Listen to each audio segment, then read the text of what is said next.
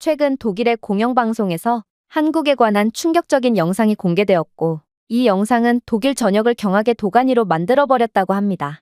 그렇다면 도대체 독일에는 무슨 일이 벌어졌던 것일까요? 안녕하세요. 저는 독일 출신의 앙겔라라고 합니다. 저는 현재 대학생으로 최근에는 일생일대의 결정을 앞두고 있는 상황인데요. 저는 독일 대학교에 재학 중이고 이곳에서 꽤나 우수한 성적을 거두고 있지만 독일 대학교에서 수업을 이어나갈수록 독일은 뭔가 뒤처진 국가일 뿐이라는 생각을 지울 수가 없었거든요. 학교의 커리큘럼은 너무나도 구식이었고 또 교수님들이나 학생들이나 죄다 보수적이고 시대착오적이었기에 제가 독일에서 대학교를 졸업하게 된다면 저 또한 꼼짝없이 시대에 뒤떨어진 교수님들의 전철을 그대로 밟게 될 것 같아 두려워졌습니다.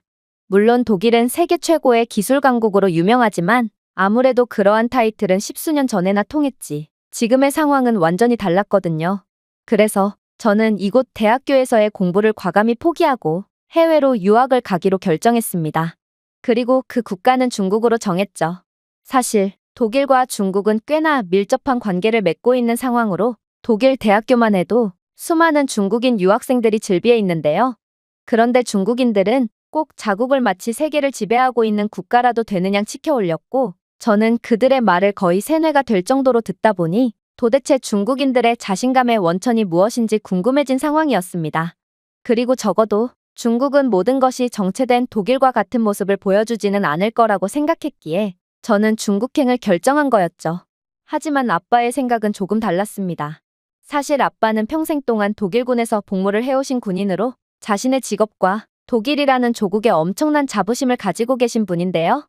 그런데 그런 아빠는 제가 이왕 유학을 가기로 결정했다면 반드시 한국으로 가야만 한다며 도대체가 납득을 할 수가 없는 말을 해오시는 거 아니겠어요? 아니, 독일에 대한 자부심이 하늘을 찌르던 아빠인데 도대체 무슨 이유로 한국 같은 별 볼 일 없어 보이는 국가를 추천해준다는 말인가? 저는 아빠의 주장에 매우 당황한 기색만을 보일 뿐이었습니다. 그러나 아빠는 자신도 조국 대신 엄한 나라를 추천해주는 게 매우 자존심이 상하지만 제 미래를 위해서라면 어쩔 수가 없다며 충격적인 말을 해오기 시작하더라고요. 앙겔라, 이제는 세계의 기술 패권은 완전히 한국으로 넘어간 상태란다. 그리고 받아들이기 힘들겠지만 그간 독일이 주도하던 세계 방산 패권조차 한국이 전부 차지하게 된 상태지. 오죽했으면 현재 아빠가 있는 부대에서는 한국산 무기를 수입하기까지 하고 있는 상황이거든. 이건 정말 이상한 상황이지. 독일 군대는 상당한 보안 절차가 법적으로 보장되어 있어 다른 국가의 무기나 기술이 손쉽게 부대에 배치될 수가 없거든. 그러나 독일은 한국의 기술력이 꼭 필요했고 오직 한국만을 위한 예외 조항을 신설하기까지 했어. 이전에는 독일 군대에서 나토 동맹국 외의 국가의 소량의 부품이라도 수출하거나 수입해야 하는 상황에서는 특별한 승인이 필요했지만 2023년에 독일은 한국산 방산기술을 수입하고 또 이에 필요한 부품을 전해주기 위해 절차를 간소화한 상황이거든. 독일은 한국 기술력을 매우 높게 평가하고 있고 이러한 기술력이 자국에 꼭 필요하다고 여기고 있기에 한국을 나토 회원국과 동일하게 취급하는 거야. 그야말로 독일은 방산 기술력 면에서 한국과 대등하거나 혹은 열세에 처해 있다는 것을 공식적으로 인정한 셈과 다름이 없다는 거지. 실제로 독일은 정밀타격 능력으로 유명한 주력 미사일 타우러스 KEPD-350에 한국 공군에서 쓰이는 미사일 기술을 도입한 상황인데 이는 인정하기는 싫지만 한국의 첨단 유도 무기 능력은 이미 독일을 아득히 뛰어넘어 반대로 독일이 수입까지 해야 할 정도의 완벽한 수준에 이르렀다는 말과 다름없지. 독일이 다른 유럽 국가들 대신 한국과 협력하기로 한 결정은 한국의 우수한 엔지니어링과 신뢰성을 여실히 보여준다고 할 수 있고 이는 한국의 방산 기술의 경쟁력은 이미 우리의 상상을 초월할 수준에 이르렀다고 할 수 있다는 거야. 아빠 또한 수십 년 동안 군대에서 복무하면서 독일의 국방 기술력이 예전 같지 않다는 것을 여실히 느끼고 있고 이대로라면 한국에 완전히 집어삼켜지게 될 것 같으니 앙겔라, 내가 만약 독일이 아닌 다른 국가로 가려거든 반드시 전도유망한 국가인 한국으로 가야만 해. 이건 매우 충격적이었습니다. 아무리 독일이 이빨 빠진 호랑이라지만 그래도 방산 분야만큼은 압도적인 기세를 자랑하고 있다고 생각했거든요. 실제로 방산 수출은 독일 경제에 있어서 핵심이라고 봐도 과언이 아닌 분야로 만약 독일이 방산 기술력에서조차 한국에 뒤처진다면 그야말로 독일은 엄청난 경제적 불황을 피할 수가 없을 게 분명합니다. 그래서 저는 절대로 그럴 리가 없다며 애써 현실을 부정하기 시작했죠. 베테랑 군인이신 아빠가 거짓말을 할 리가 없었음에도 말입니다.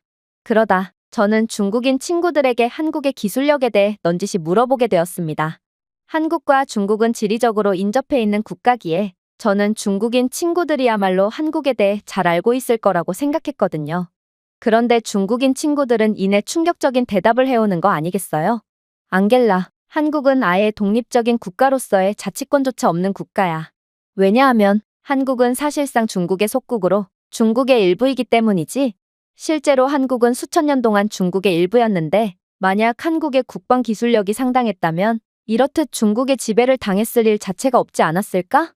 한국이 중국의 속국이라는 증거는 애초에 한국의 언어인 한글 자체가 중국에서 개발한 것이라는 점에 있어. 한글은 중국의 학자들이 개발했고 중국이 끔찍한 문맹률을 자랑하는 원시국가 한국을 가엾게 여겨 전해준 것일 뿐이거든. 그리고 한국은 국방 기술력을 개발하기는커녕 애초에 당장 내일 먹을 식량 걱정을 해야 하는 가난한 국가인데 실제로 한국인들은 너무 가난해서 자가용 차량 자체를 거의 구매하지 못하고 있다고 해. 한국의 도로를 좀 봐. 한국에서는 차량을 찾아볼 수가 없으므로 한국 도로에서는 교통체증이 거의 발생하지 않고 있거든. 오히려 중국이야말로 부강한 국가고 중국인들은 돈이 많아 차량을 인당 2대 이상씩은 가지고 있으니 중국의 모든 도로에서는 엄청난 교통체증을 보이고 있지. 그런데 이런 가난한 한국이 국방력에 투자할 돈이 어디에 있겠어? 솔직히 저는 이러한 중국인 학생들의 하나 같은 주장에 약간의 안도감이 들었습니다. 애초에 한국으로 가는 것도 그렇게 탐탁지 않았는데 만약 중국인들의 말이 맞다면 현재 독일이 한국에 의해 완전히 밀리고 있다는 것도 전부 사실이 아니었기에 저는 독일이 적어도 지금의 경제적 상황을 유지할 수 있다는 점에 일말의 안도감을 느꼈던 거였죠. 물론 상당한 베테랑 군인이셨던 아빠셨지만 아무래도 아빠는 제게 장난을 치신 모양이었습니다. 그러나 이러한 안도감도 잠시 저는 얼마 뒤 충격적인 영상을 접하게 되었고 그 즉시 할 말을 잃고 넋이 나가버릴 수밖에 없었는데요. 저는 우연히 독일의 공영방송 뉴스 채널을 틀게 되었는데 이곳 공영방송에서는 웬 한국에 대한 특집 다큐를 방송해주고 있었거든요. 이건 정말 말이 안 되는 상황이었습니다. 사실 독일의 공영방송 채널은 특히나 독일인들에게 상징적인 의미를 갖고 있고 이를 잘 알고 있는 독일 공영방송사이기에 웬만해서는 다른 국가에 대한 특집 다큐를 제작하거나 집중 조명을 하는 경우도 좀처럼 없거든요. 하지만 이번 다큐에서는 만약 독일이 한국을 따라하지 않는다면 독일은 10년 내로 그간 쌓아온 모든 부를 전부 반납하고 망해버리고 말 거라는 도저히 믿기지가 않는 방송을 해오는 거 아니겠어요? 특히나 독일 진행자의 첫마디는 제게 더욱 충격적으로 들려왔죠. 한국은 정말 특별한 국가입니다. 세계 역사상 한국 같은 국가는 좀처럼 찾아볼 수 없었거든요. 일단 한국은 자신들 옆에 있는 중국 등의 강대국들에 비한다면 매우 조그마한 국가임에도 5,000년 동안이나 주권을 지켜온 점부터가 매우 놀랍습니다. 보통 작은 국가들은 근처의 거대한 국가들에게 흡수되며 그대로 사라지는 것이 순리지만 한국은 그러한 순리를 거부한 채 중국 같은 거대한 국가의 침입을 끝까지 막아내며 오히려 지금은 그러한 거대한 국가보다도 강력한 모습과 위상을 자랑하고 있거든요. 심지어 거대한 국가들 사이에서 살아남은 몇 안 되는 국가들은 필연적으로 그러한 거대 국가들의 엄청난 영향을 받거나 경제 및 문화적으로 종속되어 있는 경우가 대부분이지만 한국은 중국과 완전히 독립적인 특성을 띠고 있죠. 일단 이들의 문화부터가 그렇습니다. 사실 중국은 세계 최악의 문맹률을 자랑하고 있지만 한국의 독자적인 언어 한글은 세계에서 가장 우수하다는 평가를 받고 있는 상황이며 한글 덕분에 한국의 문맹률은 세계 최저 수준을 기록하고 있거든요. 한글은 1443년 세종대왕에 의해 과학적으로 구조화되고 중국의 한자와 무관한 완전히 독특한 음성 체계로 발명되었기에 한국은 중국처럼 엄청난 문맹률의 저주에서 벗어날 수 있던 것입니다. 또한 서기 612년에 벌어진 살수강 전투를 참고해본다면 한국은 중국의 대규모 병력을 완전히 격퇴하며 아예 거대한 제국 자체를 붕괴시켜버리기까지 했는데요. 그 밖에도 한국은 중국의 여러 차례 침략을 전부 다 막아내며 주권을 지켰고 이건 한국은 강대국 사이에 끼어있는 다른 국가들과는 완전히 다른 운명을 가졌고 자신의 길을 스스로 개척했다고 볼 수 있습니다. 중국은 그간 여러 소규모 국가들을 전부 병합하며 덩치를 불려왔지만 그런 중국도 오직 한국만큼은 어쩌지 못했거든요. 저는 진행자의 말에 정말 깜짝 놀라고 말았습니다. 그의 말이 맞다면 한국은 중국인들이 주장했던 것과는 완전히 다른 국가인 셈이었거든요. 사실 이건 매우 이상하긴 했습니다. 한국의 문맹률은 세계에서 가장 낮고 반대로 중국은 가장 높은데 이는 수천 개의 복잡한 문자를 사용하는 중국과는 달리 한글은 간단하고 논리적인 문자로 유명하기 때문이거든요. 그런데 만약 중국인들의 말대로 중국이 한글을 창제했다면 한국은 문맹률이 거의 0%에 달하는데 왜 중국은 여전히 높은 문맹률 때문에 국가 비상사태까지 선포했다는 말인가요? 이건 도저히 논리에 맞지 않는 상황이었습니다. 제가 조금 찾아보니 한국에서는 다른 대도시만큼의 엄청난 교통체증이 흔치 않은 것도 한국인들은 가난해서 자가용 차량을 구매할 여력이 없어서 그런 것이 아닌 한국은 높은 기술력을 통해 압도적인 도로 인프라를 구현해냈기 때문이었는데요. 한국은 AI 교통관제 시스템과 스마트 고속도로를 통해 혼잡을 방지하는 등 매우 발전되어 있는 교통기술을 보여주었고 한국인 운전자들은 사고가 난 지점이나 혼잡이 일어나고 있는 지점 등을 미리 인지하고 추천받은 우회 경로로 즉시 돌아갈 수 있어서 그야말로 자신들의 도로를 200% 사용하는 한국인들은 이러한 교통체증에서 그나마 자유로울 수 있던 것입니다. 그러나 중국은 계획되지 않은 도시화와 인구 과잉, 그리고 체증에 대한 대비책 및 기술력이 전무하기에 엄청난 교통체증이 항시 발생하는 거였는데요. 중국은 개발도상국답게 인구수에 대비한다면 차량을 가지고 있는 사람의 숫자는 그리 많지 않은 편임에도 그저 비효율적인 모습만을 보이며 심각한 교통체증으로 고통받고 있는 거였습니다. 즉, 한국은 완전히 독립적인 국가일 뿐만 아니라 거대 국가 중국보다도 훨씬 더 진보되고 우수한 국가였다는 말이었죠. 그러나 이러한 한국에 대한 감탄도 잠시 진행자는 도저히 믿기 힘든 경악스러운 주장을 해오기 시작하더라고요. 그리고 재밌게도 한국은 5천년 동안 중국의 완벽한 대항마의 역할을 수행했음에도 이번에도 중국의 대항마로서 전 세계를 구원해주고 있다는 것입니다. 아마 많은 분들이 한국은 중국을 억제할 만한 능력이 있는 국가고 실제로 그렇게 하고 있다는 것이 어째서 다른 국가를 구원하는 거냐며 의문을 표할 수도 있을 텐데요. 하지만 한국은 정말로 중국의 말도 안 되는 구조의 기술 수출을 원천 봉쇄함으로써 다른 국가들의 이익을 지켜주는 수호신 같은 역할을 수행하고 있습니다. 현재 중국을 좀 보세요. 중국은 압도적인 물량 공세 및 박리담회로 빠른 발전을 이룩한 국가입니다. 중국에는 인권이라는 것이 존재하지 않고 그렇기에 인건비가 없으니 이런 기형적인 방법의 발전이 가능한 것이죠. 실제로 이러한 중국의 저가 정책은 기존의 강대국들이 지배하던 기술 수출의 판도를 뒤흔들며 이들의 파이를 떼어가나 싶었습니다. 그러나 잘 나가던 이러한 중국의 박리담회 정책은 최근 들어 영 힘을 쓰지 못하고 있는데요. 그리고 그 이유는 바로 한국 때문입니다. 한국과 중국의 방산 기술력 퀄리티는 너무나도 극단적으로까지 차이가 나고 있는 상황이고 중국의 무기 수출 국가 또한 한국과 겹치는 경향이 있기에 중국은 도저히 힘을 쓰지 못하고 있거든요. 일단 중국 무기는 열악한 재료, 결함 있는 기술, 그리고 일관성 없는 품질 관리로 악명 높은 대신 압도적으로 저렴한 가격을 내세웠는데요. 그러나 무기는 실제 전투 상황에서 사용되는 만큼 한국과 너무나도 차이가 나는 신뢰할 수 없는 중국의 무기를 수입할 국가는 없었습니다. 한국의 K9 썬더 곡사포는 폴란드와 노르웨이, 핀란드 등의 유럽 국가들로 수출되며 100%의 운용 신뢰도를 자랑하고 있는 상황이지만 파키스탄으로 수출된 중국의 PLG-45 곡사포는 잦은 전자 오작동과 정확도 저하로 사실상 있으나 만화한 존재거든요. 또한 한국은 외국의 청사진에 의존하지 않고 글로벌 경쟁력을 갖춘 무기를 독자 개발하기 위해 독창적인 차세대 군사 연구개발에 많은 투자를 하고 있고 실제로 K2 블랙팬서 등의 독창적인 결과물을 내놓으며 전 세계를 놀라게 하고 있지만 중국의 방위산업은 러시아, 미국, 유럽에서 훔친 군사기술을 역설계하여 구축하고 있을 뿐입니다.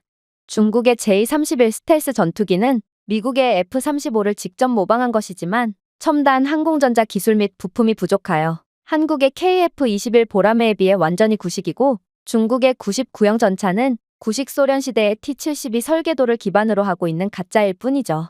같은 동북아시아 국가인 한국과 중국의 기술 수준 차이가 이렇게나 현저하니 당연히 한국과 중국은 여러 전문가들의 비교 대상이 될 수밖에 없고 저렴한 가격에 혹해 중국산 무기에 관심을 보였던 나라들조차 결국에는 중국을 선택하지 않게 되는 것입니다.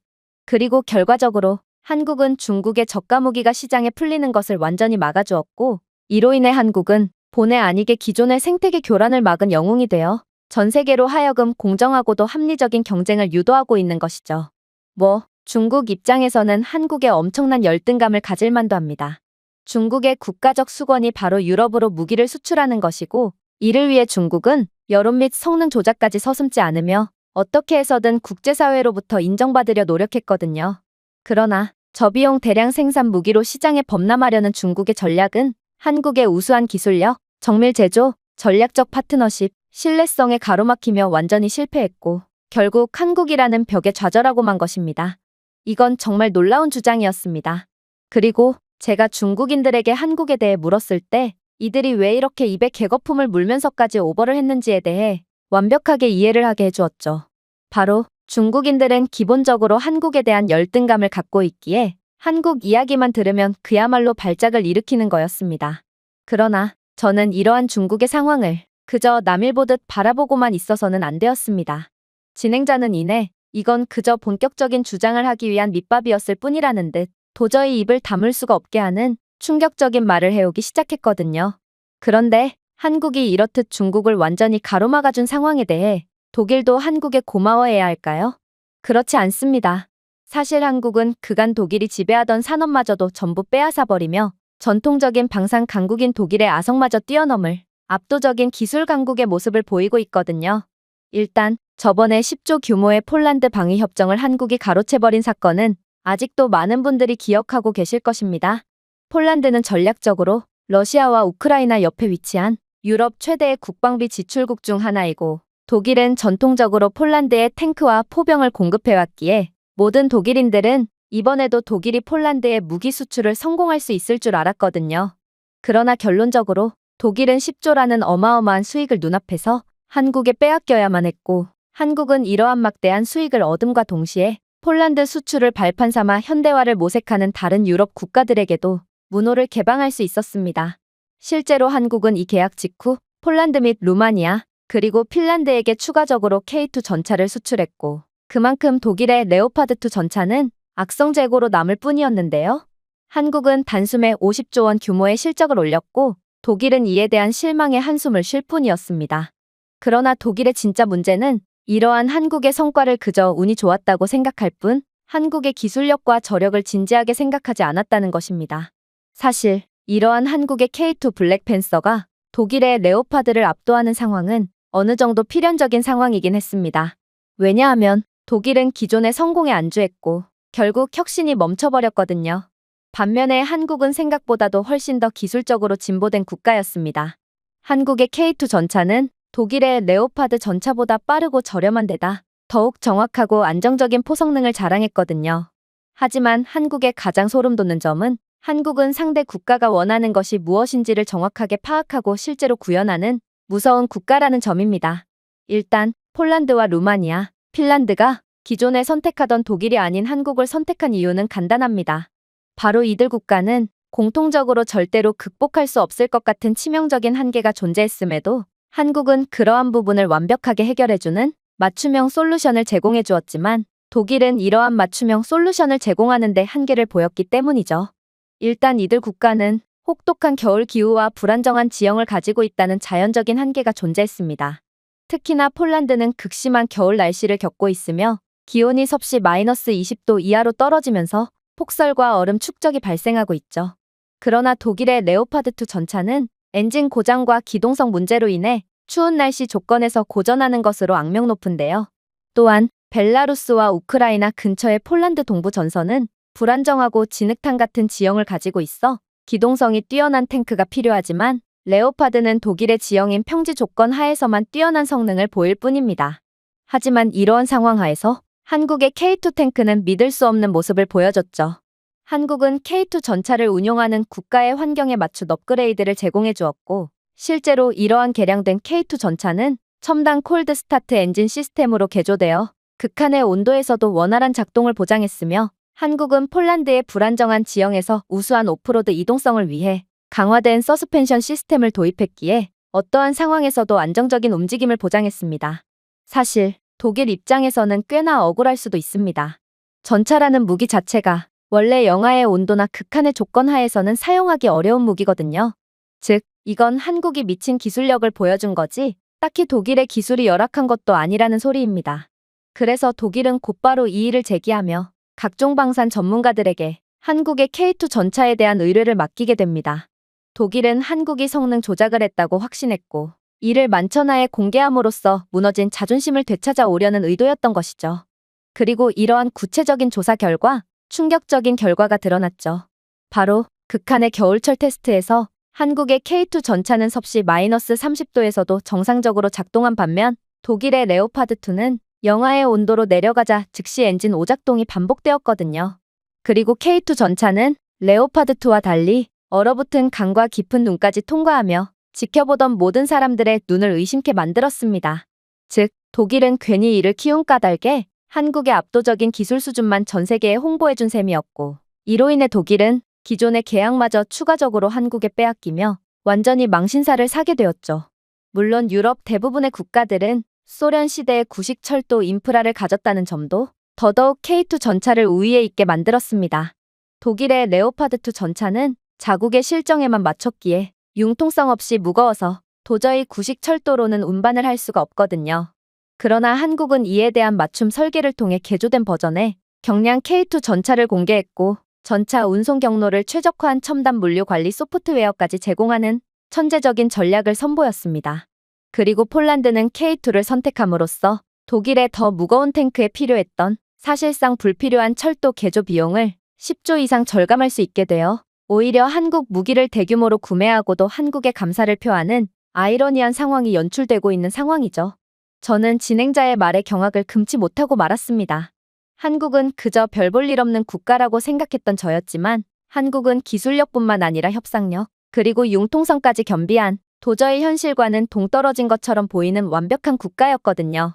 그리고 이러한 한국의 강점은 그동안 기술 강국이라는 이미지 덕분에 별다른 혁신 없이도 기술 수출로 막대한 이익을 올리고 있던 독일을 완전히 곤란에 빠뜨리게 하기에 충분했어요. 하지만 저는 그래도 아직 최악의 상황만은 도래하지 않았다고 생각했습니다. 물론 한국이 생각보다 엄청난 국가였다는 점은 인정하지만 그래도 한국은 북한이라는 존재 때문에 육군력에만 집중된 국가라는 말을 들은 적이 있기 때문인데요. 그래서 만약 독일이 다른 분야에서의 수익을 꾸준히 올릴 수만 있다면 분명 한국으로 인한 손해를 메꿀 수 있을 것처럼 보였습니다. 하지만 진행자는 이런 제 생각을 비웃기라도 하듯 이내 경악을 금치 못할 말을 해오기 시작했죠. 하지만 독일 입장에서 가장 치명적인 부분은 한국은 소름 돋을 정도로 완벽주의자라는 점입니다. 생각해보세요. 한국은 북한과 중국이라는 적을 두고 있고 사실상 이 두 나라를 상대하기 위해서는 그다지 강한 해군력이 필요하지는 않습니다. 그래서 한국은 자신들이 집중해왔던 육군 및 공군력에 비한다면 해군력만큼은 비교적 떨어지는 수준인 것이 사실이었죠. 그러나 한국은 무지막지한 기술력을 바탕으로 불과 몇 년 만에 해군력 부분에서도 상당한 수준을 끌어올리게 됩니다. 그리고 실제로 최근에 한국은 또다시 도저히 믿기지가 않는, 아니 믿고 싶지도 않은 초대형 계약을 연이어 가져갔죠. 그건 바로 한국은 노르웨이와 3조 규모의 잠수함 계약을 따냈기 때문인데요. 사실 독일의 티센크로프 해양 시스템은 지난 수십 년 동안 유럽 잠수함 시장을 지배해왔고 특히나 노르웨이는 과거에 독일 잠수함을 독점적으로 구매했기 때문에 이러한 확실한 시장을 한국에 빼앗긴 점은 분명 독일의 뼈아픈 손해로 작용하고 있습니다. 그리고 노르웨이를 시작으로 한국은 유럽 해군 방위 부문 전체에서 발판을 마련하게 되었기에 이들은 독일의 이익을 빼앗고 수십조 원의 잠재적 이익을 얻게 된 셈이었죠. 실제로 한국과 노르웨이의 협정 소식을 들은 스웨덴과 핀란드 같은 나토 동맹국들은 독일제가 아닌 한국산 잠수함 사용을 재고하도록 장려하는 공문까지 낸 상황인데요. 독일의 티센크로프 해양 시스템은 노르웨이 및 북유럽 국가들이 기존처럼 독일의 엔지니어링에 충성할 것이라고 믿고 212형 잠수함 계약을 체결할 것으로 예상해서 이미 수많은 물량을 제작했던 터라 이러한 한국의 난입은 독일로 하여금 더욱 큰 손해를 입게끔 했습니다. 하지만 더욱 충격적인 점은 따로 있죠. 암울하게도 독일은 기존의 기술 강국이라는 타이틀이 무색하게도 이러한 한국의 아성에 대응할 마땅한 방법조차 없는 상황이라는 것입니다. 왜냐하면 육해공 중에 가장 저평가되고 있는 게 바로 한국의 해군이라지만 한국은 이러한 해군 기술력마저 독일을 완전히 능가한 상황이거든요. 독일이 기존의 지위에 만족하며 현실에 안주하고 있을 때 한국은 기술 혁신을 위한 피나는 노력을 게을리하지 않은 끝에 몇 년의 기술 격차를 그대로 극복해버린 것입니다. 일단 한국의 KSS-3 잠수함은 첨단 항공 독립 추진 시스템을 갖추고 있어 독일의 212형 잠수함보다 더 오래 잠수할 수 있는데요. 또한 한국이 자랑하는 미사일 기술인 최첨단 탄도 미사일 능력으로 화력과 스텔스 면에서도 훨씬 뛰어나죠. 이건 정말 놀랍습니다. 사실 스텔스 기술과 탄도 미사일 기술이야말로 방산 기술의 꽃이라고 불릴 정도로 구현해내기 가장 어렵고 까다로운 부분이거든요. 그러나 한국은 독일조차 가까스로 부분적으로만 구현한 기술을 완벽하게 개발함으로써 전 세계를 놀라게 함과 동시에 독일의 단골 손님이었던 유럽 국가들을 전부 가로채가고 있는 것입니다. 그러나 한국의 가장 소름 돋는 점은 따로 있습니다. 바로 한국은 해군 기술력에 대한 부분에서마저 말도 안 되는 맞춤형 설계 능력을 선보이면서 자신들의 경쟁자는 더 이상 존재하지 않는다는 것을 전 세계 국가들에게 각인시켰거든요. 노르웨이를 좀 보세요. 노르웨이는 혹독한 북극 해양 환경을 가진 국가로 노르웨이의 물은 극도로 차갑고 강력한 해류와 얼음으로 덮인 표면을 가지고 있습니다. 즉, 노르웨이는 잠수함을 운용하기에 최악의 환경을 가졌다는 말이죠. 이렇듯 노르웨이는 외딴 북극 순찰 구역에서 작전을 수행하기 위해 더 긴 수중 내구성이 필요했지만 기존의 기술력의 한계로 인해 이러한 노르웨이의 요구를 충족해줄 수 있는 국가는 없었습니다. 하지만 한국은 까무러칠 해결책을 가져왔죠. 바로 한국은 자신들의 잠수함을 맞춤형 업그레이드하여 얇은 얼음층을 뚫을 수 있는 북극급 선체로 KSS-3 잠수함을 보강했거든요. 한국의 리튬이온 배터리 시스템은 물속에서 50% 더 긴 내구성을 제공하여 북극 해역에서의 더 긴 순찰 임무를 보장했고, KSS-3에는 영하의 온도에서 센서 오작동을 방지하기 위한 제빙 시스템이 포함되어 있기에 그야말로 노르웨이는 국가 창립 이래 최초로 자신들의 극악의 환경에 맞는 맞춤형 잠수함을 운용할 수 있게 된 것입니다. 하지만 이와는 달리 독일의 212형 잠수함은 선체 보강이 약한 온화한 유럽 조건을 위해 설계되었고 기술력 부족으로 노르웨이의 환경에 맞는 맞춤형 설계도 제공할 수 없었습니다. 심지어 혹한기 시험 동안 독일제 잠수함은 배터리 비효율성으로 인해 자주 재점화가 필요했지만 한국의 KSS-3는 최대 45일 동안 물속에 머물렀죠. 한국의 말도 안 되는 속도 또한 노르웨이뿐만 아니라 전 유럽 국가들을 군침을 흘리게 만드는 요소 중 하나였죠. 노르웨이 및 북유럽 국가들은 러시아에 대한 리스크로 인해 3년 이내로 잠수함이 필요했지만 독일은 212형 잠수함 한 척을 완성하는데 자그마치 6년이 걸리거든요. 하지만 한국은 이미 최적화된 AI 공정 설계 시스템을 갖춘 국가였고 주문을 받은 모든 잠수함을 3년 내로 제작할 수 있었기에 이렇듯 모든 면에서 독일을 압도하는 한국은 자연스레 노르웨이라는 거대한 중요 고객을 독일로부터 빼앗아온 거였습니다.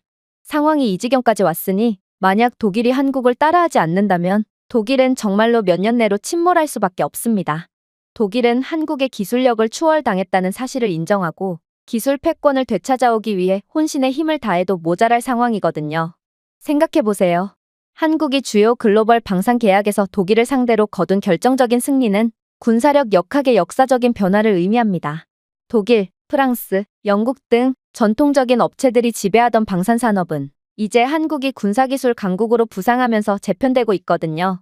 이러한 변화는 단순히 무기를 판매하는 것이 아니라 한국의 지정학적 영향력, 기술 리더십, 경제력을 강화하는 것이며 한국의 국방 분야에서 독일을 능가하는 영향력은 군사 분야를 훨씬 넘어 여러 차원에서 한국의 국가 경쟁력을 크게 강화하고 결국 이러한 한국의 경쟁력은 더더욱 독일의 파이를 빼앗고 말 것입니다. 한때 독일로 갈 것으로 예상되었던 폴란드의 역사적인 대형 입찰은 한국이 차지하게 되었고 노르웨이의 한국 선택은 유럽 해군 시장에서의 기존의 독일의 독점을 종식시켜버렸죠. 그야말로 한국은 더 이상 단순한 서방 무기 구매국이 아니라 이제 글로벌 무대에서 압도적인 경쟁자가 되어 독일 및 유럽을 완전히 지배할 두려운 존재라는 것입니다. 그러나 독일이 지금부터라도 혼신의 노력을 다한다고 하더라도 이미 벌어진 일은 되돌릴 수가 없습니다. 독일을 추월한 한국은 최소 10년간은 독일의 파이를 빼앗으며 막대한 경제적 호황을 누리게 될 것이거든요. 한국은 기존의 독일산 무기에 의존하던 유럽 국가들을 상대로 막대한 이익을 거두며 그 이익만 해도 최소 1,000조 원 규모라고 예상이 되는데요. 이를 통해 현대 로템, 하나 디펜스, DSM이 등 한국의 방위산업체들이 생산을 확대하고 고임금 일자리를 창출하게 될 것이므로 한국은 더더욱 부강한 국가로 발돋움하게 되겠죠. 가장 두려운 부분은 한국은 대표적으로 성공에 안주하지 않는 국가로 늘 그렇듯이 벌어들인 돈 전부를 또다시 R&D 투자에 사용하며 한국은 AI 기반 전투 시스템, 자율전차, 첨단 미사일 방어 등 차세대 군사 기술에 더 많은 투자를 할 수 있게 될 것이라는 것입니다. 만약 이렇게 된다면 독일은 아무리 노력한다고 해도 한국과의 벌어진 기술 격차를 좀처럼 메울 수가 없게 되겠죠. 물론 한국의 국제적인 정치 및 외교적 입지도 상당히 강해질 것입니다. 폴란드, 노르웨이 및 기타 나토 동맹국들은 현재 한국의 군사 장비를 의존하고 있으며 이는 한국과 유럽 간의 정치적 유대를 강화하고 있거든요. 그래서 나토 국가들에서 계약을 따낸다는 것은 유럽과의 더욱 강력한 유대를 원하는 중국뿐만 아니라 다른 국가들 모두가 고대하고 있지만 아무튼 오직 한국만이 이러한 쾌거를 달성한 것이죠. 그리고 한국은 이를 통해 아시아를 넘어 군사 동맹을 확장하여 외교력을 강화하게 될 것입니다. 나토와 EU 국가들은 이제 한국을 전략적 방어 파트너로 보고 있으며 이는 한국이 아시아 외부의 군사 정책에서 더 큰 영향력을 갖게 될 것임을 의미하거든요. 즉, 한국은 더 이상 단순한 지역 군사 강국이 아니라 이제 글로벌 방위 전략을 수립하고 있는 주요 강대국이라는 것이죠. 자, 이제 한국은 독일의 명성을 그대로 뺏어오며 몇 년 내로 독일보다 부강하고 입지가 강력한 국가가 될 게 확실시되었습니다. 그러나 가장 큰 문제는 독일인들은 아직까지도 현실을 외면한 채 과거 속에서 살고 있다는 것입니다. 그리고 문제를 직시하지 않는 경우 우리는 예정된 손해보다도 훨씬 더 막대한 손해를 보며 그야말로 한국의 완전히 나라 자체가 집어삼켜지게 되겠죠. 그렇게 다큐는 종료되었고 저는 이러한 충격적인 영상에 완전히 말문이 막히고 말았습니다. 그야말로 베테랑 군인이셨던 아빠의 말에는 틀린 게 하나도 없던 거였고 저는 중국이라는 잘못된 선택을 하는 것이 아닌 반드시 한국에서의 미래를 꿈꿔야 했던 거였죠. 결국 저는 하마터면 인생을 날리는 실수를 할 뻔했던 제 상황에 소름마저 돋으며 한국에서의 미래를 계획하고 있는데요. 독일이라는 나라에 자부심이 가득하셨던 아빠조차 제 한국행은 두 팔 벌려 환영하고 있는 것을 보니 한국이라는 나라의 영향력과 강력함은 두말할 필요도 없는 것 같습니다. 제가 준비해온 내용은 여기까지입니다. 끝까지 시청해주셔서 진심으로 감사드리며 여러분들의 구독과 좋아요, 알림 설정은 영상 제작에 큰 힘이 됩니다. 이상 세모튜브였습니다. 한국은 비전 자체가 없는 국가다. 왜냐하면 한국은 나라 자체가 일본을 그대로 따라한 아류 국가일 뿐이고 이로 인해 고평가되고 있을 뿐인 속빈 강정이기 때문이다. 여기 일본 기술자들의 세뇌 때문에 한국을 완전히 개발도상국으로 인지하게 된 영국 마을이 있습니다. 하지만 벼랑간 영국 공영방송에서 한국과 관련한 충격적인 영상을 공개한 이후 마을의 한국에 대한 여론은 완전히 뒤바뀌게 되었다고 하는데요. 그렇다면 이 영상의 정체는 대체 무엇일까요? 안녕하세요. 저는 영국 출신의 말이라고 합니다. 저는 현재 갓 초등학교에 입학한 아들 도미닉을 혼자 키우고 있는 엄마로 아들을 위해서라면 뭐든지 할 수 있을 만큼 헌신을 위한 준비가 된 상태인데요. 그러나 저는 최근에 엄청난 혼란을 겪게 되었고 정말 뜻밖의 선택을 하게 되었습니다. 그건 바로 아들을 한국에서 키우는 거였죠. 사실 저는 제 스스로 이런 결정을 하게 될 거라고는 전혀 생각지도 못했습니다. 왜냐하면 남편이 살아있었을 때 저는 늘 이와 관련한 주제로 남편과 다툼을 벌이곤 했거든요. 남편은 영국 해군 특수부대 출신으로 위험한 훈련을 받다가 순직하게 되었는데요. 그런데 남편은 순직하기 전 매일같이 언젠가는 아들 도미닉을 한국으로 보내야 된다며 도저히 이해를 할 수가 없는 소리를 해오는 거 아니겠어요? 사실 남편이 완전히 말도 안 되는 소리를 하는 건 아니었습니다. 남편은 어렸을 때부터 배를 그렇게나 좋아했고 진로를 해군 특수부대로 정한 이유도 이와 관련이 있거든요. 그리고 아들 도미닉은 그러한 남편의 피를 이어받아서 그런지 아기 때부터 선박에 엄청난 호기심을 보였고 또 아들은 남편과 함께 해군부대 관람이나 각종 선박 및 전투함을 보러 다니곤 했기에 도미닉은 자연스레 남편 이상으로 배를 매우 좋아하게 되었죠. 그리고 도미닉은 자신은 군인은 무서우니 나중에 커서 꼭 선박을 만드는 조선 기술자가 되고 싶다고 했는데요. 그러자 남편은 도미닉은 거스를 수가 없는 운명을 타고났다며 이왕 도미닉이 자신처럼 배에 미쳐있는 상황이면 차라리 이러한 도미닉의 흥미를 살려 일찍부터 선박과 관련하여 최고의 기술력을 자랑하는 한국에 보내는 것이 나을 거라는 말을 해오더라고요. 저는 아들을 위해서라면 뭐든지 할 수 있었지만 도미닉을 많고 많은 국가들 중에 굳이 한국으로 보내자는 남편의 선택에는 절대로 동의할 수가 없었습니다. 그도 그럴 것이 영국은 역사적으로 봤을 때도 해군력 및 선박 관련 기술력에 관해서는 늘 세계 최강 자리를 독차지해 왔었는데요. 그런데 이런 영국을 놔두고 한국 같은 그저 그런 나라로 아들을 유학 보내다니, 이건 정말 미친 결정이 분명했거든요. 그러나 남편은 여전히 도저히 이해하지 못할 아리송한 말을 해올 뿐이었습니다. 말이, 잘 들어. 영국은 역사적으로 봤을 때 상당한 선박 강국인 것은 맞지만 이제 그러한 흐름과 주도권은 완전히 한국 쪽으로 넘어가 버렸어. 물론 한국은 불과 수십 년 전까지만 해도 선박을 만들 기술력은커녕 그저 돛담배 하나 겨우 만드는 세계 최빈국이었지.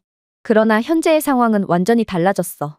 오죽했으면 최고의 조선 강국이었던 영국은 한국으로부터 선박을 수입하고 있기까지 한 상황이거든.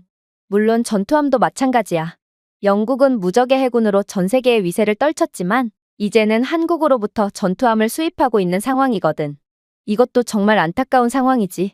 한국은 불과 십수년 전까지만 해도 육해공 전력 중 해군이 가장 약점이라고 평가받는 국가였는데 이들은 말도 안 되는 기술 혁신으로 그러한 오명을 완전히 씻어버렸고 이제는 전 세계 최강의 해군력을 자랑하는 영국에 자신들의 전투함을 수출하기까지 하는 지경에 이르렀으니까 말이야.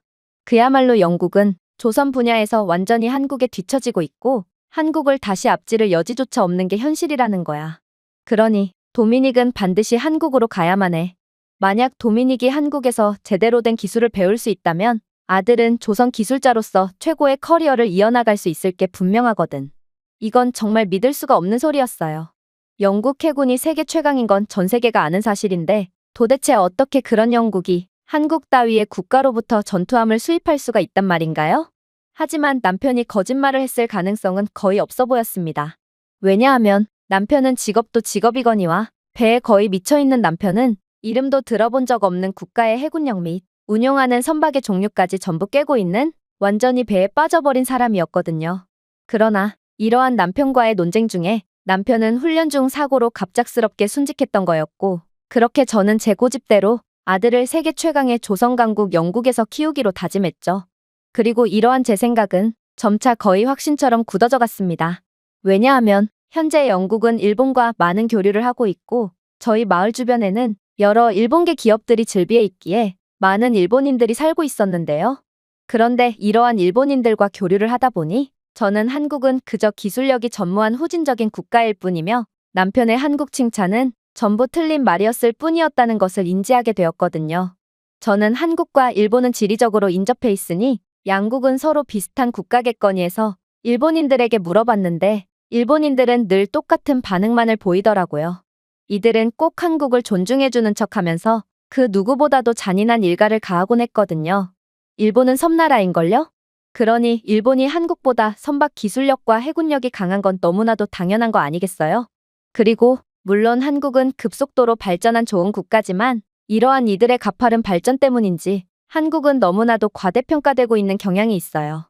한국의 경제 규모가 어느 정도의 궤도에 올라온 것은 사실이지만 그래봤자 한국은 한계점이 명확한 국가거든요. 생각해보세요. 한국은 불과 얼마 전까지만 해도 일본의 식민지일 뿐이었던 국가입니다. 일본이 한국의 독립을 허용해준 덕분에 한국은 겨우 국가로서의 기틀을 유지할 수 있는 상황인 것이죠.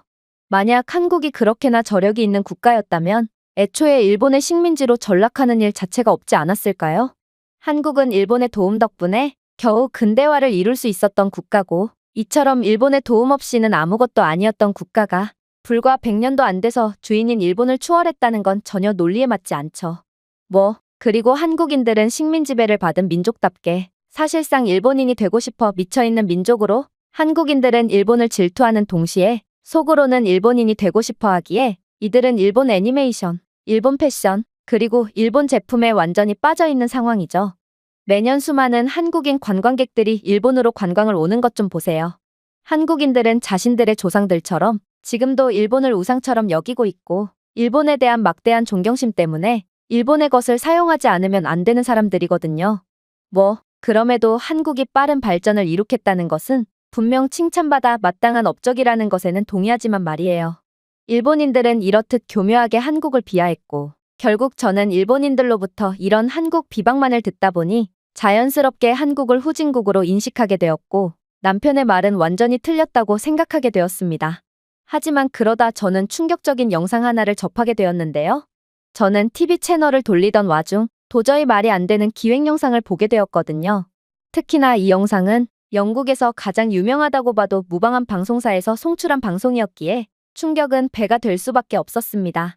영국의 공영방송에서는 한국은 세계에서 가장 불가사의한 국가고 만약 영국이 한국의 발자취를 그대로 쫓아가지 않는다면 영국은 5년 내로 전례 없는 경제위기뿐만 아니라 완전히 몰락해버린다는 경악을 금치 못할 영상 하나를 공개했거든요.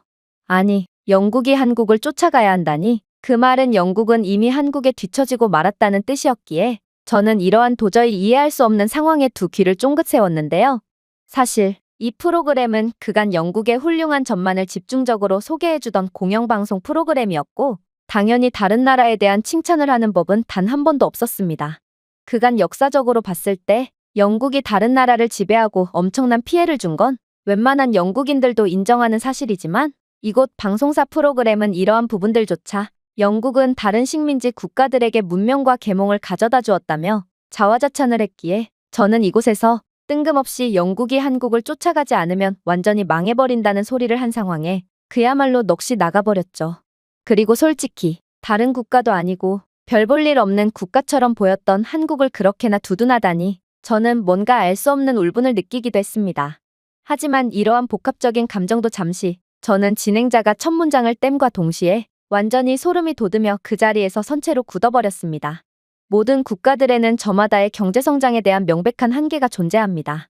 그리고 이건 조금만 생각해봐도 너무나도 당연한 이야기라고 할 수 있죠. 역사를 통틀어봐도 우리는 개발도상국에서 선진국으로 올라선 국가를 절대로 찾을 수 없거든요. 늘 잘나가는 국가만 잘나가는 게 모두가 쉬쉬하는 국가 경제발전의 핵심이죠. 사실 개발도상국이 선진국으로 도약하는 건 이론적으로 봤을 때 애초에 불가능한 일입니다. 왜냐하면 경제 발전에는 기술 발전이 매우 밀접하게 연관되어 있고 기술 발전은 선진적인 인프라와 압도적인 기존의 기술력을 기반으로 이루어지기 때문에 구태여 예시를 들자면 매번 제곱의 형태로 성장하거든요. 즉, 개발도상국이 1의 발전을 유지할 때 중진국은 4배의 발전을 이룩하지만 선진국은 9배의 발전을 이어나가니 개발도상국이나 중진국들은 아무리 노력한다고 해도 절대로 선진국을 따라잡을 수가 없는 것입니다. 선진국이 개발도상국보다 훨씬 더 가파른 기술 발전을 하는데 어떻게 개발도상국이 선진국의 자리를 넘볼 수가 있겠어요? 그러나 전 세계의 수천 년 역사를 되돌아봐도 오직 한 국가만큼은 이러한 도저히 불가능한 경제발전을 이룩했고 결국 개발도상국 중에서도 한참이나 뒤떨어지는 최빈국에서 선진국에서도 손에 꼽히는 인류의 선진국으로 도약했습니다.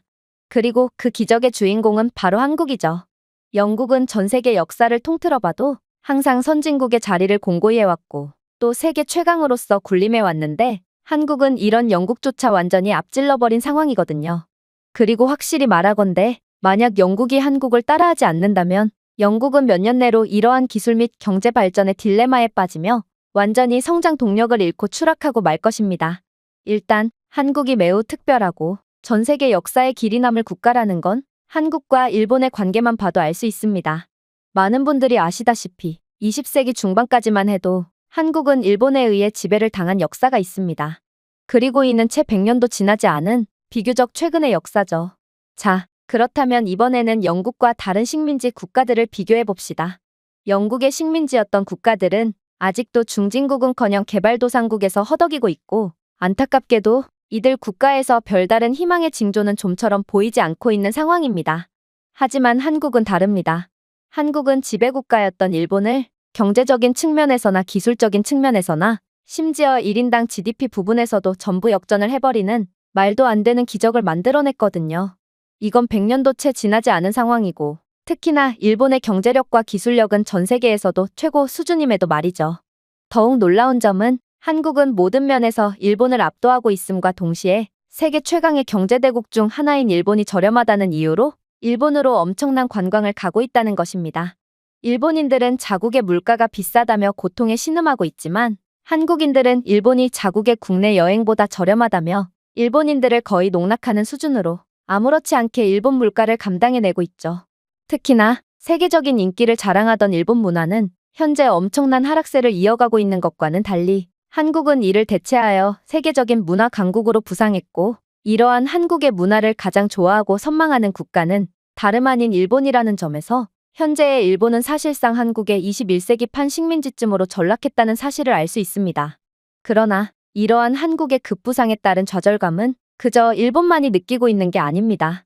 한국이라는 변수의 등장으로 기존의 세력을 양분하던 강대국들은 엄청난 위기에 빠진 상태거든요. 그리고 영국이야말로 한국이라는 강력한 국가의 등장에 상당한 피해를 입고 있는 상황이죠. 저는 진행자의 말에 완전히 숨이 넘어가기 직전이었습니다. 그동안 일본인들이 주장하던 한국인들은 일본인이 되고 싶어 거의 미쳐있다는 말과 일본을 존경하기에 일본을 관광 온다는 주장은 인과관계가 완전히 뒤바뀐 거짓말이었거든요. 오히려 일본인들이 한국인이 되고 싶어 하고 또 한국을 존경하고 있고 한국인들은 그저 국내 여행을 가는 것보다 일본을 가는 것이 더 저렴하니 일본을 찾는 거였습니다. 그리고 이러한 한국인 관광객들이 사라진다면 안 그래도 위기 상황이었던 일본 경제는 그야말로 파탄이 나는 상황이었어요. 하지만 무엇보다 중요한 부분은 도대체 한국의 위상이 높아진 것과 이로 인해 영국이 상당한 위기에 처해 있는 것이 무슨 상관관계가 있냐는 거였습니다. 결국 저는 마른 침을 꼴깍 삼키며 긴장한 채 진행자의 말을 계속해서 경청했어요. 영국과 일본은 조선 분야에서의 전통적인 강국이었습니다. 그도 그럴 것이 양국 모두 전통적으로 강한 해군력을 갖고 있고 그동안 이러한 조선 기술력을 통해 막대한 이익을 거둬온 상황이었죠. 정말로 영국과 일본이 이러한 조선 기술력을 수출하지 않았다면 안 그래도 혁신이 부족해 내리막길을 걷고 있는 양국의 경제 상황은 더욱 처참했을 거라는 데에는 이견의 여지가 없습니다. 그리고 이러한 위기의 상황에 최근에는 대형 사건이 터지게 되었죠. 그건 바로 사우디아라비아에서 50조 원 규모의 조선수주 경쟁을 입찰했기 때문입니다.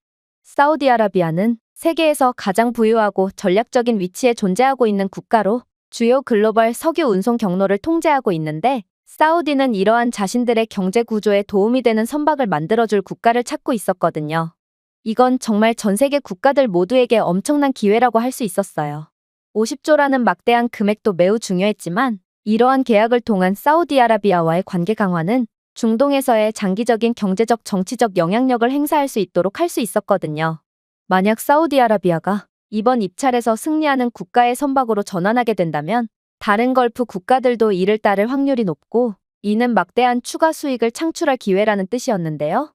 이에 대한 잠재한 이익까지 따져보자면 이번 수주 계약은 사실상 130조 원을 넘는 역사의 길이 남을 초대형 계약인 셈이었고 이번 계약을 따내는 국가는 역대급 이익을 얻고 국가의 운명까지 바꿀 수 있게 되는 상황이었습니다. 물론 이러한 초대형 계약에 영국과 일본 같은 전통적인 조선 강국뿐만 아니라 세계에서 날고 긴다는 각종 기술 강국들은 죄다 이번 입찰에 뛰어들었으므로 이번 사우디의 입찰은 그야말로 역대급의 경쟁률을 보이며 도대체 이번 사업을 따낼 국가는 누가 될 것인지에 대한 전 세계적인 관심이 몰렸습니다. 그리고 여러 전문가들은 그럼에도 영국과 일본이 이번 경쟁에서 가장 유력한 국가라고 예상했죠. 왜냐하면 영국의 BAE 시스템즈는 사우디 왕립 해군과 오랜 계약을 맺고 있으며 50년 넘게 사우디아라비아 해군 함대에 공급해 왔을 뿐더러 일본의 미쓰비시와 가와사키 중공업은 사우디 아람코의 주요 유조선 공급업체였거든요. 즉, 영국과 일본은 이러한 사우디와의 역사적인 관계를 바탕으로 새로운 사우디 조선소 계약을 따낼 것으로 예상됐습니다. 하지만 결과적으로 이번에 엄청난 경쟁률을 자랑하던 사우디 입찰권에서 한국은 완전히 압도적인 차이로 경쟁자들을 따돌렸고 결국 막대한 이익을 독차지하게 되었는데요.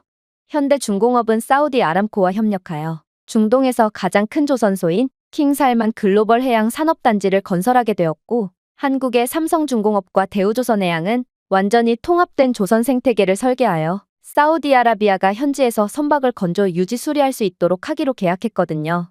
특히나 통상적으로 이 정도의 대형 계약의 경우 한국가가 조선소 건설 독점 계약을 따내기보다는 보통 여러 국가의 기업들과 계약을 맺는 경우가 많은데 이번 사우디 계약은 특이하게도 강력한 경쟁자였던 영국과 일본 조선 업체들은 프로젝트에서 완전히 제외되며 오직 한국만이 승리를 독식하게 되었습니다. 사실 이번 입찰에서 각국이 보여준 기술력 수준을 보면 한국이 얼마나 압도적인 국가인지를 여실히 느낄 수 있는데요. 왜냐하면 한국은 도대체 언제 이렇게나 엄청난 발전을 이룩한 건지 옛날의 준수한 성능과 신뢰도를 바탕으로 거의 준 박리담회식의 계약을 하던 모습은 온데간데 없이 도대체 21세기에 이게 말이나 되는 수준의 기술력인가 싶을 만큼의 무지막지한 기술 수준을 드러내며 경쟁자들을 무참히 박살을 내버렸거든요. 일단 사우디아라비아는 기본적인 유조선뿐만 아니라 가장 발전되고 에너지 효율적이며 인공지능이 통합된 차세대 선박을 원했는데요. 사우디 비전 2030 이니셔티브는 친환경 에너지 목표와 디지털 전환에 부합하는 선박을 필요로 했거든요. 그런데 영국과 일본은 이러한 차세대 선박 개발에 아예 따라가지 못하는 모습을 보여줄 뿐이었지만 한국은 전혀 달랐습니다. 이들은 마치 이러한 큰 한방을 계속해서 기다려왔다고 말해오는 듯 보였을 정도로 사우디의 계획에 완벽하게 들어맞는 차세대 선박을 선보였거든요. 일단 한국의 삼성중공업은 초대형 유조선에 경로 계획, 화물 적재, 연비, 실시간 화물 균형을 최적화한 자율 AI 시스템을 통합했는데요. 이러한 한국이 건조한 AI 기반 선박은 30% 적은 승무원으로 운항할 수 있어 사우디아라비아의 장기 인건비를 상당량 절감할 수 있었습니다. 또한 한국의 실시간 AI 진단 시스템은 선박의 잠재적 고장이 발생하기 전에 자동으로 감지하고 엔진 효율성을 모니터링하여 유지보수 비용을 25% 절감했는데요. 이러한 한국이 개발한 스마트 선박은 사우디의 비용이 많이 드는 유지보수와 긴 수리 지연에 직면한 유조선 운영 비용을 연간 2조 원 절감해 주었죠. 그러나 한국 기술력의 가장 두려운 점은 따로 있었습니다. 바로 한국이 자체 개발한 자동화된 유지보수 일정은 다운타임을 40% 줄여 선박이 수리를 위해 정박하는 대신 운항을 계속할 수 있도록 보장했거든요. 이렇듯 한국 덕분에 멈춤 없이 계속해서 일정을 소화할 수 있게 된 사우디는 특히나 엄청난 이익을 보게 되었는데요. 왜냐하면 사우디는 한국과의 계약을 통해 50조 원이라는 웬만한 나라의 국가 1년 예산과 맞먹는 금액을 지불해야 하지만 사우디의 원유 수출 규모를 고려해 볼 때 한국과의 계약 덕분에 더는 중단 없이 원유 수출을 이어나갈 수 있으므로 그 이상의 이익을 얻어갈 수 있는 상황이거든요. 즉, 한국은 이번 계약을 통해 엄청난 이익을 받고 몇몇은 이러한 한국을 보고 운이 좋은 국가라고 말할 수도 있겠지만 오히려 한국의 강력한 기술적 수혜를 입은 국가는 사우디고 한국과 계약을 하게 된 사우디야말로 진정한 승리자라는 말입니다. 저는 이러한 진행자의 발언에 정말 극도로 겁에 질려 숨이 넘어가기 직전이었는데요. 한국이 이렇게나 압도적인 국가일 줄은 상상조차 못했고 이건 한국은 영국과는 비교도 안 되는 기술 강국이었다는 말과 다름이 없었거든요. 그러나 저는 일말의 희망이라도 가져봤습니다. 한국이 이 정도인데 영국도 숨겨왔던 저력을 보여줬을 게 분명했거든요. 그러나 진행자는 계속해서 절망적인 이야기만 해올 뿐이었죠. 하지만 영국과 일본은 이러한 한국과 비교했을 때 기존의 기술력에 비해 전혀 차별점을 만들어내지 못했습니다. 영국과 일본 선박은 전통적인 항해 및 화물 관리 시스템에 의존할 뿐이었고 더 많은 승무원과 더 높은 운영 비용을 요구했거든요. 심지어 영국과 일본 선박들은 값비싼 수작업 유지 보수가 필요했기 때문에 잦은 고장과 긴 수리 시간이 필요하기도 했죠. 특히나 현재 사우디 소유의 일본산 유조선은 한때 일본에서 엔진 부품을 구입하기 위해 3개월을 기다려야 했고 결국 사우디는 수십억 규모의 수익 손실을 입게 되기도 했습니다. 하지만 한국산 스마트 유조선은 그러한 문제를 스스로 진단하고 현지 수리를 제한하여 대기 시간을 며칠로 단축할 수 있었기에 사우디는 더 이상 영국이나 일본에서 부품과 기술자를 기다리는 몇 주 동안 막대한 손실을 보지 않아도 되게 되었죠. 하지만 놀랍게도 사우디가 한국에 가장 관심을 보였던 부분은 따로 있습니다. 한국은 상대방이 원하는 것을 귀신같이 파악하고 준비하는 국가로 이번에도 다른 국가들은 생각조차 못했던 부분을 간파하고 믿기지 않는 모습을 보여줬거든요. 바로 한국은 사우디아라비아를 위해 친환경 유조선을 개발해줬기 때문입니다. 많은 사람들이 친환경이라는 말에 이젠 질린다며 한숨을 내쉴지도 모르겠지만 친환경은 적어도 사우디에게 있어선 매우 중요한 부분입니다. 왜냐하면 사우디아라비아는 환경오염 국가라는 오명이 붙어있는 상황이거든요. 그도 그럴 것이 사우디아라비아는 넘쳐나는 에너지 자원을 수출하는 나라니 어쩔 수 없이 이로 인한 비판을 받을 수밖에 없는 운명에 처해 있거든요. 문제는 이러한 리스크에 처해 있는 사우디는 국가의 부에 비해 국제적 발언권이 상당히 낮다는 것입니다. 그리고 사우디아라비아도 이러한 자신들을 향한 국제적인 압박의 상황을 잘 알고 있습니다. 그래서 사우디는 비전 2030 환경 프로젝트를 통해 선박 배출을 줄이겠다고 공표했죠. 그러나 영국과 일본 조선 업체들은 여전히 구식 디젤 엔진 선박에 의존하고 있었고 해운 업계는 LNG, 암모니아, 수소 추진 선박으로 전환하라는 전 세계적인 압력에 직면했지만 일본과 영국은 입증된 해결책이 없었습니다. 영국과 일본의 미래 에너지 기준을 충족하지 못하는 디젤 기반 시스템의 선박은 사우디를 전혀 도와주지 못했고 이렇듯 친환경 솔루션이 없으면 사우디아라비아는 계속해서 국제적으로 낮은 신뢰도와 비판만을 받을 뿐인 상황이었죠. 하지만 한국은 이러한 사우디의 딜레마를 정확히 파악하고 놀라운 기술력을 통해 완벽한 해결책을 제시해줬습니다. 바로 한국은 세계 최초로 암모니아 및 LNG 추진 초대형 유조선을 설계하여 연료 소비를 30% 줄이고 탄소 배출량을 50% 줄였거든요. 한국은 이러한 최초의 암모니아 구동 및 수소 준비 슈퍼탱커를 개발하여 디젤 탱커에 비해 배출량을 50% 줄였는데요. 이에 한술 더 떠 한국은 선박 엔진에 통합된 탄소 포집 기술을 통해 사우디 함대의 연간 배출량을 4천만 톤 이상 줄였습니다. 즉, 한국은 사우디의 환경 오염에 대한 딜레마를 완전히 해결해줬을 뿐만 아니라 한국에 놀랍도록 친환경적인 유조선을 대거 사용하는 사우디를 친환경 국가라는 이미지까지 만들어준 셈이었어요. 당연히 사우디는 한국에 거금을 바치고도 고마워할 수밖에 없었죠. 전통적인 유조선 강국이라던 영국이나 일본 등 그 누구도 사우디에게 이러한 이미지를 제공하지 못했거든요. 사우디 입장에서는 이러한 긍정적인 국가 이미지를 통한 국제적 위상과 발언권 확보가 엄청난 경제적 이익으로 돌아올 것이기에 다른 경쟁자들을 거의 고려조차 하지 않고 한국을 선택했던 것입니다. 그야말로 한국은 상대가 원하는 것을 읽어내는 통찰력과 어떠한 극악의 조건이더라도 그에 걸맞은 해결책을 내놓음으로써 다른 국가들은 엄두도 못 내는 엄청난 융통성과 맞춤 솔루션을 제공한 셈인데요. 이건 기술력의 우수함과 관련이 있다기보단 그냥 한국인이라는 민족 자체가 똑똑하고 우수하다는 생각까지 들게 할 정도로 한국은 기술력뿐만 아니라 협상술에도 능한 도저히 따라잡을 수가 없는 차원이 다른 국가라고 할 수 있었습니다. 하지만 이렇듯 한국은 압도적인 경쟁력으로 입찰을 따내는 데 성공했지만 사실 이번 경쟁이 늘 순조롭게만 이루어졌던 건 아니었어요. 왜냐하면 일본은 자신들이 기술 경쟁에서 한국에 밀리는 상황을 인지하고 충격적인 전략을 들고 나왔거든요. 그건 바로 한국을 비하하고 선동하는 소문을 퍼뜨리는 거였습니다. 그야말로 일본은 자신들의 경쟁력을 키워서 상대를 정정당당하게 이길 생각은 안 하고 같이 밑바닥으로 끌어내리는 음습한 전략을 사용한 거였죠. 일단 일본은 한국이 50조 규모의 사우디 조선수주 경쟁에서 우위를 점하는 모습을 보면서 일본의 조선 산업은 한국에 압도적으로 밀려 더 이상 경쟁력이 없다는 것을 인지했는데요. 그래서 일본은 한국은 신뢰할 수 있는 파트너가 아니라는 근거 없는 비방과 조롱을 일삼으며 사우디아라비아를 설득하기 시작했죠. 일단 일본은 한국 선박은 내구성이 없다며 여론 조작을 시작했는데요. 일본 언론들은 한국산 선박의 내구성이 낮다고 주장하여 사우디아라비아가 한국을 선택할 경우 선박을 더 자주 교체해야 할 것임을 시사했거든요. 또한 일본 조선 업체들은 한국 선박이 너무 빨리 건조되었다라며 품질이 저하되었을 것이라고 주장했는데요. 그들은 한국 유조선들이 과도한 유지보수가 필요하여 장기적으로 더 많은 비용을 치르게 될 것이라는 소문을 퍼뜨렸습니다. 그리고 이러한 선동에 결국 전 세계 전문가들이 전부 달라붙어 사실을 체크하기 위해 움직였죠. 그런데 그 결과는 정말 충격적이었습니다.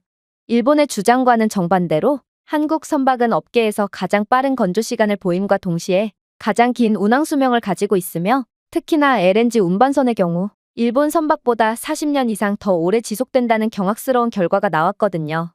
그도 그럴 것이 한국은 선박 내구성을 연장하는 고강도 내식성 강철을 개발한 반면 일본은 여전히 오래된 소재에 의존하고 있는데요. 또한 실제로 머스크와 MSC를 포함한 글로벌 해운 회사들은 한국의 조선 업체에서만 독점적으로 선박을 주문을 하고 있다는 사실까지 드러나면서 한국의 선박은 세계에서 가장 신뢰할 수 있다는 것을 증명했습니다.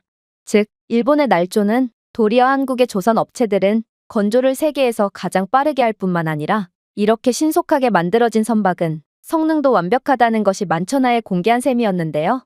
일본이 그냥 가만히만 있었다면 이러한 한국의 강점은 이번 기술 경쟁을 입찰한 사우디만 알았을 텐데 이젠 전 세계가 한국의 우수성을 인지해버렸으니 남은 다른 조선 기술 경쟁도 한국이 싹 다 먹어치울 것임은 5살짜리 어린아이도 손쉽게 인지할 수 있을 것처럼 보였어요.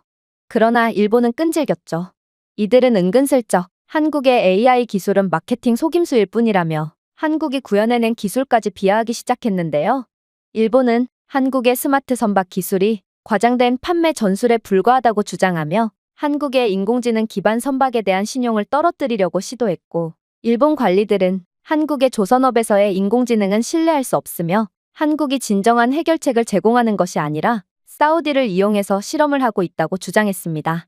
그러나 이러한 한국의 인공지능 기반 선박은 이미 카타르에 도입된 상태였고, 실제로 카타르는 한국의 AI 시스템 선박 덕분에 승무원 수를 30% 줄이고 연료 효율성을 최적화하여 엄청난 비용 절감에 성공한 상황이었는데요. 특히나 삼성중공업과 현대중공업은 일본이 이루지 못한 완전 자율항법 기술을 개발했으며, 한국의 스마트 선박은 AI 지원 운항에 대한 국제인증까지 받았다는 사실이 밝혀지면서 국제 여론은 곧바로 일본에 엄청나게 불리하게 작용했습니다. 일본은 국제인증까지 받은 한국을 무작정 비하하는 그야말로 문명국으로서 해서는 안 될 행동을 서슴지 않고 있었거든요. 결국 일본의 비방은 자국의 약점만 드러낸 꼴이 되었습니다. 일본은 한국의 선박이 내구성이 부족하다고 거짓으로 주장했지만, 한국 선박은 일본 선박보다도 훨씬 오래 지속되었고, 일본은 한국의 AI 기술을 신뢰할 수 없다고 거짓으로 주장했지만, 한국은 스마트 조선 분야의 글로벌 리더인 반면 일본은 아예 차세대 기술 자체를 개발하지 못한 상황이었거든요. 또한 일본은 한국의 차세대 선박이 입증되지 않았다고 거짓으로 주장했지만, 한국은 이미 국제적으로 친환경 선박 주문을 받고 있는 상황이고, 실제로 카타르, 노르웨이 등에서 성공적으로 운용되고 있는 상태였습니다. 일본의 한국의 조선 우위를 약화시키려는 시도는 역효과를 낳았을 뿐이었고, 한국의 명성을 훼손하는 대신 일본의 경쟁력 저하와 혁신 실패만 부각시킨 꼴이 되었습니다. 유효한 기술적 우위도, 인공지능 솔루션도, 친환경 에너지 선박도, 제때 건조할 수 있는 능력도 없는 일본은 공허한 비방 외에는 아무것도 남지 않았고, 그마저도 비참하게 실패해버렸는데요. 그리고 이러한 비방 실패에 대한 대가는 뼈아팠죠. 사실 일본은 아프리카 국가들의 선박을 건조해주고 있었는데요. 그야말로 일본은 한국이 마진이 별로 안 남는다고 생각해서 주의를 기울이지 않았던 부분을 야금야금 주워 먹으며 얼마 안 되는 이익을 갉아먹고 있는 상황이었지만, 일본은 이번 사건으로 인해 자국의 치명적인 기술적 한계를 드러내고 말았고, 결국 아프리카 국가들로부터도 대규모 계약 취소가 들어오게 되었거든요. 그리고 이러한 계약 취소는 전부 한국 쪽으로 다시금 계약 요구가 쏠리게 되면서 전부 한국의 이익으로 작용하게 되었습니다. 즉, 이제 기술력과 국제적 이미지의 정점에 서게 된 한국을 막을 자는 아무도 없게 되어버렸다는 것이죠. 그러나 한국은 다른 국가들이 그저 50조 원에 눈이 멀어 있을 때 더욱 큰 그림을 그리고 있었습니다. 한국은 아무도 예상치 못했던 소름 돋는 이익을 얻기 시작했거든요. 바로 한국이 이번 사우디 프로젝트를 따내게 되면서 한국은 역사적으로 영국과 일본 기업들이 지배했던 페르시아만에서 조선업을 독점할 수 있게 되었는데요. 그리고 한국은 이제 사우디아라비아 전체 조선의 70% 이상을 장악하여 수십 년 동안 장기적인 수익을 보장하게 되었습니다. 한국의 조선소는 미래의 모든 사우디 초대형 유조선과 해군 함정의 주요 공급업체가 되어 한국 기업들에게 보장된 계약 흐름을 만들어냈고, 한국 조선 업체들은 이제 중동에 직접 생산기지를 두고 있어 한국에서 선박을 운송할 필요가 없어지고 비용을 절감하며 수익성을 높일 수 있었죠. 전문가들은 이로 인해 한국이 얻을 예상 이익은 향후 20년간 100조 원 이상이 될 거라고 판단했고, 한국은 그야말로 돈방석에 앉은 셈이었습니다. 물론 사우디 아람코는 세계 최대의 석유 및 LNG 생산 업체로 이들의 한국 선박 채택은 전 세계 해운 산업에 막대한 영향을 미친다는 점도, 이러한 사우디와 함께 일을 하게 된 한국은 막대한 신뢰도를 얻게 되었다고 할 수 있습니다. 한국은 이번 계약을 수주함으로써 해양 산업에서 가장 빠르게 성장하고 있는 LNG 기반 조선 분야에서 우위를 확보하게 되었는데요. 한국은 사우디아라비아의 LNG 추진 초대형 유조선의 독점 공급국이 되어 새로운 산업 표준을 세웠을 뿐만 아니라 이 거래는 한국의 신뢰도를 높였고, UAE, 쿠웨이트, 카타르와 같은 다른 산유국들로부터 더 많은 LNG 선박 주문을 이끌어냈거든요. 실제로 현재 한국 LNG 선박 기술은 거의 국제 표준이 된 상황이고, 한국의 친환경 및 AI 통합 폐운 솔루션에 대한 국제적 수요가 증가해서 한국은 2040년까지 걸프 국가들로부터 향후 LNG 조선 계약에서 500조 이상의 수익을 올릴 것으로 예상되는 상황입니다. 즉, 한국은 기존의 영국과 일본이 독차지하고 있던 첨단 조선 산업을 완전히 가로채갔고, 이제 기술력에서 완전히 밀린 두 국가는 앉아서 손가락만 빨게 되었다는 뜻인데요. 한국의 이러한 압도적인 기술력이 만천하에 드러나자 영국과 일본의 향후 GDP 성장률 추이는 급격하게 평가절하된 것만 봐도 한국의 급부상은 다른 기존의 열강들에게 얼마나 큰 위협과 수익 감소로 작용하는지를 잘 알 수 있고, 영국은 그간의 국제적 명성에 취해 안일함으로 기술력 발전을 게을리한 대가를 치르게 된 것입니다. 한국은 이제 조선산업뿐만 아니라 각종 첨단 분야에서 확고한 글로벌 리더로 자리매김하고 있고, 특히나 이미 일본이 우세를 점하던 모든 분야를 가로채며 수익을 보장하고 있는데요. 그리고 영국도 점차 기존의 독점을 하다시피 하고 있던 분야를 한국에 의해 빼앗기고 있는 상황이므로, 만약 영국이 한국처럼 기술력 발전에 국가의 사활을 걸지 않는다면 영국은 그야말로 완전히 몰락을 하게 될 수밖에 없습니다. 방송은 거의 1시간쯤이나 되었지만 저는 너무나도 긴장을 하면서 방송을 시청하다 보니 체감상 1시간은 5분처럼 짧게 느껴졌는데요. 그리고 한국의 말도 안 되는 저력을 몸소 느낀 저는 그대로 힘이 풀려 바닥에 주저앉고 말았습니다. 일본인들은 한국을 그렇게나 돌려가며 한국을 후진국쯤으로 묘사하고 있었지만 실상은 그 반대였고, 일본인들은 그저 한국에 대한 열등감으로 인해 한국에 대한 날조를 이어나갔던 거였죠. 그리고 저는 먼저 세상을 등진 남편이 옳았음을 느끼며 그간 멍청한 생각을 하며 남편의 생각을 부정했던 제 자신의 한심함을 느껴 눈물을 흘리고 말았습니다. 정말로 꼭 조선 분야가 아니더라도 아들의 가치를 더욱 인정받게 만들 국가는 바로 한국이었고, 저는 한국이 아니면 안 되겠다는 확신에 가까운 감정을 느끼게 되었는데요. 그래서 저는 그 즉시 아들과 함께 한국으로 답사를 가기 위해 한국행 비행기표를 예매해둔 상태입니다. 과연 한국은 저희에게 어떠한 놀라운 모습을 보여줄 것인지 저는 기대감과 호기심에 요즘 잠을 통 못 이루고 있을 정도랍니다. 제가 준비해온 내용은 여기까지입니다. 끝까지 시청해주셔서 진심으로 감사드리며 여러분들의 구독과 좋아요, 알림 설정은 영상 제작에 큰 힘이 됩니다. 이상 세모튜브였습니다.